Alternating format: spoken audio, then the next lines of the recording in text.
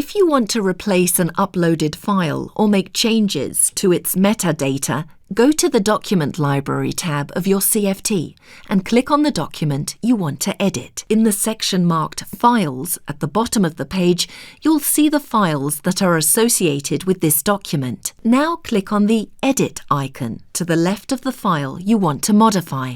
Here you can change the file's title, description, language, and any other metadata.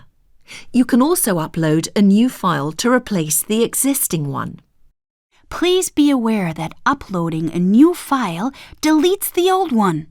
You can't get it back later. Once you're done, click on Save. If you want to completely get rid of a file attached to a document, you can click on the Select Files for Deletion link. Be aware that all the metadata, like the description of the file, will also be lost. Now tick the box to the right of the file you want to delete and click on the Delete Selection button. To get back to your document library, click on the link at the top right of the page.